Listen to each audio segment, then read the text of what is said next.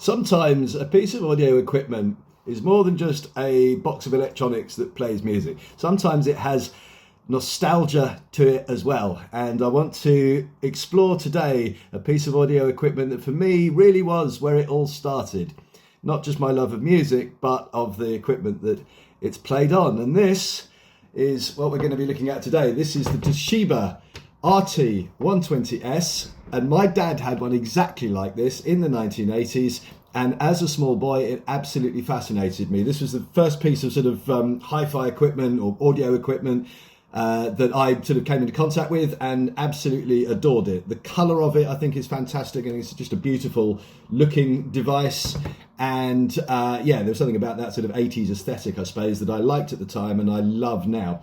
So we're going to go right back to the beginning and have a look at the unboxing, and then we're going to go and delve into it, pull it all apart, get it all working again, see, you know, what's up with it, get it all fixed, and at the end of the video, have a listen to it, only briefly, obviously, because of copyright and all that sort of stuff, and you won't really be able to tell over YouTube and compression, all that sort of stuff, what it sounds like, but believe me, it does sound tremendous now it's all working. So, without further ado, let's take us right back to the beginning, have a look at the unboxing. It's arrived. So let's see if we can, let's hope it's all in one piece. This is, I'm hoping, by the size of the box, it's going to be the Toshiba RT-120S boombox that I've been looking, as I said in the post the other day, for about 3 years. One of these on various saved searches. Oh, good packing peanuts, that's always fun to clear up, isn't it? But right, there we go. Let's here we go. I'm so excited about this, I can't even tell you. Oh my goodness, it looks exactly the same. That's something I haven't seen for 30 years. There we go. The Toshiba RT-120S boombox, just exactly the same as the one that my dad had in the 80s. Now, I did find a little bit of information about this through radiomuseum.org. You should go and check those out because they do very good information about lots and lots of different pieces of equipment. This came out, they think, in about 1983. There's a question mark next to that, so it might have been a year or two after that. I certainly remember it as a small boy in the sort of mid-80s, so it sort of seems to track. It is a super heterodyne with broadcast long wave, short wave, plus FM or UHF wave bands. It's got a cassette recorder in it, and actually there's microphones in it as well. So there's stereo microphones, believe it or not, in here. So one actually lives underneath this tone arm. That little hole there is actually for a microphone, and there's another one which is just, there's a little slot there which you probably won't be able to see, but trust me, there's another little slot there where there's another microphone in there. So it's got stereo mics built into it. It's got 4 loudspeakers. These are real tweeters on the top of here, unlike some of the sort of, you know, fake ones that you get a lot of the time these days. And I think even in those days, I think they're the ones lower down in the model range where these were just sort of blanked out. But these are real, and then you've got 6 watt speakers here. It is 440 by 223 by 110 millimeters, or 17.3 by 8.8 by 4.3 inches, if you care about that sort of thing. And of course, in the 1980s, the bigger your boombox, the better. Now, this is a reasonable size by anybody's standard, but of course, you know, the really big ones were sort of twice the size of this still. And it weighs about 2.9 kilograms or 6 pounds. So again, it's actually, you know, it's not terribly heavy, and some of the really big ones were enormously heavy. So, you know, if you were the sort of person that wanted to sort of, you know, walk around like that in the 1980s, you wouldn't necessarily break your shoulder doing it, but you wouldn't look as cool as you did with the really enormous ones either. But I suspect that they were out of the budget and price range of most people back then, and even now they go for, especially now, they go for, you know, in some cases into 4 figures. Okay, so moment of truth time. Plugged it in. Now on these ones, to switch the radio on, you just switch it from radio off onto FM. This is the first time I've tried this, so you're going to listen to this for the first time, see if it actually does anything. Okay, so we've got We've got something going on. Let's see if we can tune in a station. And you can see there's a little stereo light where you find a stereo station. You find something that tunes in nicely. The weather, yeah, and it would test the sounds alright, doesn't it? Sometimes. Got a tone control, just a basic tone control on there. If you think you're hard enough. Change the volume, actually sounds really good. Speakers are in good condition. Might not be the best position to get some radio stations, but that seems to work alright. Now, the proof of the pudding now, will it work on tape? So switch this back onto tape, and then let's see what happens. So take up the slack on this. Bit of Blondie Maria, this one, so let's get rid of all of the slack on there to give it the best chance of not eating the fucking tape. Let's see what happens.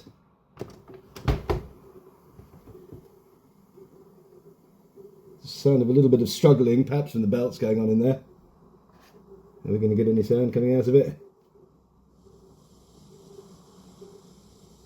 Hey! Look at that! There's a bit of wow and flutter. I think I will replace the belts anyway, just because they're 40 years old, probably. At any rate, I'll get in and inspect them because they do have a tendency to turn to sort of goop after a while. These haven't turned to goop. They're obviously, you know, turning the tape and that, but you know, at the same time, doesn't hurt to get in there and give everything a clean up. The old CLA they used to say in cameras, clean, lubricate, adjust. So I'll get everything squared away in that. Have a look at it, make sure all the pots are okay and not ready to explode. But look, it works. That's the main thing, and absolutely delightful to have that back. So yeah, fantastic. Very, very happy. Okay, so I've taken the Toshiba apart, just have a look at the belts and seeing if they're all right. And I just want to put a shout out to electronics manufacturers in the 1980s, because everything is so easy. There were basically 5 screws that took the whole front plate off. You pop the little knobs off the front, and then the whole thing just comes straight off. But this is how easy it is to get to the belts, right? So this is the whole tape mechanism here, this whole unit here. That's the whole thing, and it lifts up. It's held in place by one of the screws that goes through the fascia as well, and on the back end of it, there's the belt. So you can see there's one belt on there. It seems absolutely fine. I think that's probably been replaced. So that is all right. But shout out to Evo, who said it may well be the capstan roller, and I did have a look at that, and it looked quite gross. I have cleaned it up a little bit. You can see it. Just if I can get my finger in there, just there. It was even more disgusting than that, but I've cleaned it up a bit. But I suspect that is just worn a little bit, and that's just not quite pinching the tape hard enough, which is why you're getting that wow and flutter. So I think I'm going to take a little measurement of that. Hopefully that will equally be easy to replace. I haven't quite had a look yet, but it looks like there's just a little pin there that maybe pushes out. There might be a circlip or something on the other side. Okay, so I suppose the next step is to have a closer look and just see if I can get easy access to this capstan roller to remove it. So what I'm going to do is remove this from the body altogether, and it looks like in here there is a single plug socket, again brilliantly designed for ease of maintenance, so hopefully that will come out. Slightly harder to do with one hand and a camera, but hopefully I can get that to, let's see, come out. Yes, there we go. Now hopefully that should be the only thing now tethering the unit. Let's see what else we've got going on in there. There's another plug just in the bottom of there, so hopefully we can get in there as well. It's slightly harder to do, especially with one hand. Okay, so yeah, it did take 2 hands to do that. So this is the little unit with the capstan on it. I've started to fiddle with it, and I think this will just pop out with a little bit of judicious application of a screwdriver. To be slightly careful because it is all plastic, and 40-year-old plastic at that. There's a little spring retaining it there, so I think if I can just take that out of the way, hopefully I should be able to get in here. Yeah, that's what I thought. Right, so that then comes off in one unit. and there's a little pin here which I'm hoping will just push out. Let's see, there we go. You just don't make anything like this anymore where actual people that own things can get in and replace it. So that's the old capstan.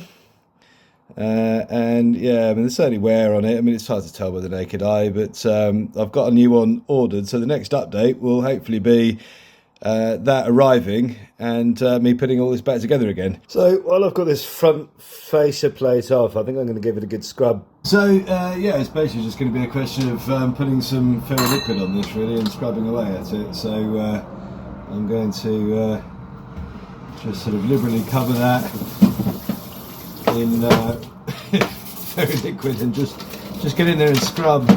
What I'm going to do also is get a slightly bigger brush for scrubbing some of the bigger bits. Something like this is going to be excellent for just getting into all these speaker grills, getting rid of all the dust and everything, just really cleaning the whole thing up. But yeah, there you go. That is now a nice clean fascia. Okay, so the new capstan roller has arrived. This is the old one. And you can see, apart from the fact it's quite yellowed, obviously, the old one, but also the new one feels a little springier. I think what's happened here is this rubber has just got hard over time and has contracted somewhat and is no longer as grippy as it once was. So I'm hoping that I can now put the new one back together more or less in the same way that the old one came apart. So that just goes into that little retaining part in there. And then when the holes are lined up, something like that, it should be possible, if I can pick up the pin without dropping it, to push this pin back through the whole mechanism like that. Yeah, it goes in pretty nicely. So it's going to go that way up. So I want the top of the pin there to be flush with that surface. So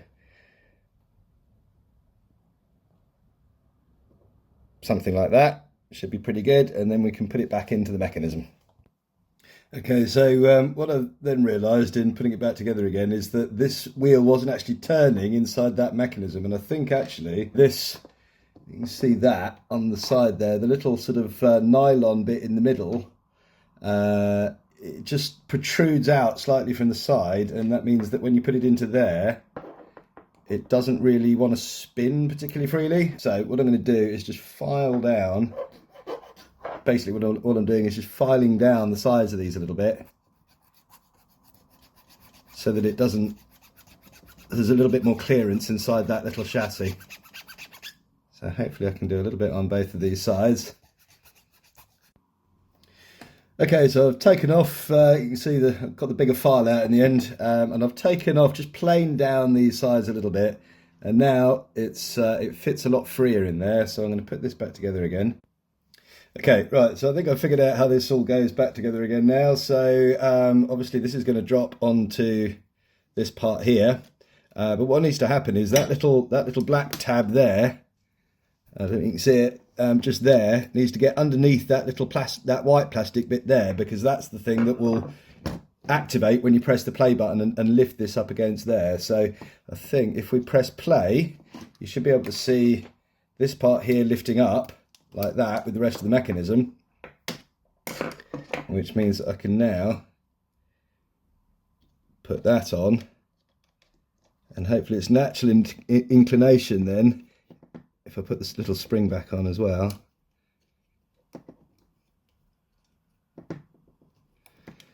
Again, trying to do it on camera is always difficult. You might not be able to see everything because of the other buttons, but now, hopefully when we press stop, it'll go back down again. There we go. So it goes up, makes contact, goes down.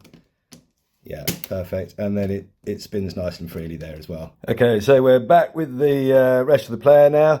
If you remember from before, we've got two sets of wires that come out of here. One there and one there. And luckily they've got different numbers of pins on it. So this one's got 3 pins there, and this one has got 5 pins. So it should be fairly straightforward to figure out which one's which. So I should be able to get that plugged in there if I can do it at the same time as filming. That should go in there like that. There we go. And plug it in like that. Oh, sorry about the crap camera work. I'm trying to look where I'm going with my hands rather than with the camera. Right, so that's plugged in there. Now, the beauty about this sort of, I love this, it's so simple to work on. So to put it all back together again now, again, I'll tuck these wires in. See, these just sit in here like this. Apart from the wires, there's nothing holding into there. It's all just friction clamped when the top goes on. And this actual mechanism, literally, the only point that it clamps is this little part here, clamps onto that post there. There's a bolt that goes through all of that, and that's it. And that is one of the bolts that goes through the whole mechanism.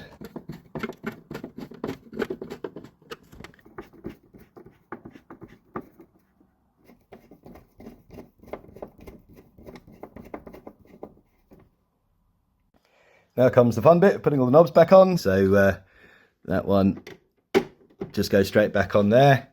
These little tiddlers go for the little radio switches. So that one goes on there. That one goes on there. That one goes on there. And then these ones, see there's like a little D-shaped thing which corresponds to a little, I don't know if you can see that in there. It's a little bit dark, but there's a D-shaped bit that it's got to go the right way round on, so that's got to face that way.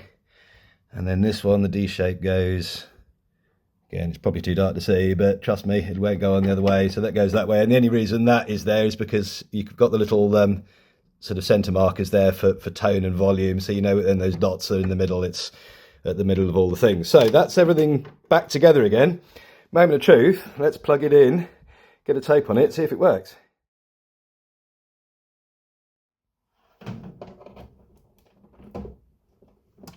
Okay, right, so I'm going to put a bit of Fuji's on there, the score, because you know that tape works, certainly from testing it the first time. So put that in there, if the door's going to shut, and let's see what happens. We've got too much volume coming out of there. It's on tape, so we should be all right. Moment of truth. Be in between tracks or something.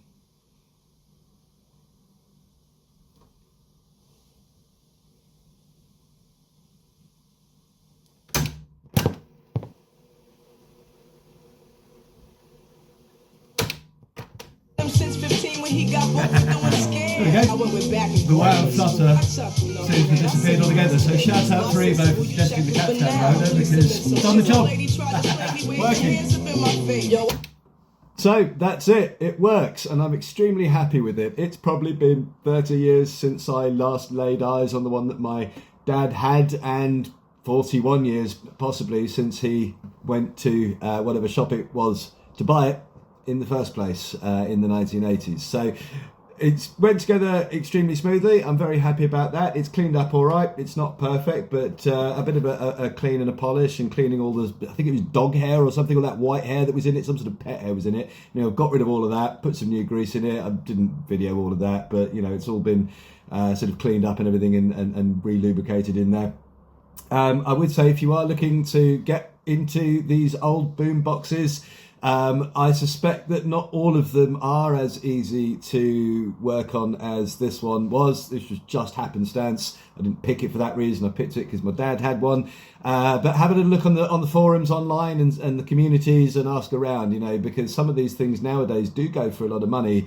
And if you've spent a lot of money on it and you can't get it working, okay, it's a nice shelf ornament, I suppose, but really the point of these is to be able to play music. So, you know, find out, can you get parts? Are they easy to work on? Are there manuals available online that you can find? All that kind of good stuff. But for now, that's it. Thanks very much for watching. And please subscribe if you enjoyed this content, and if you want to see more from the channel, have a check about one of the videos that's sort of popping up on the screen now, and I'll see you all in the next one. Cheers.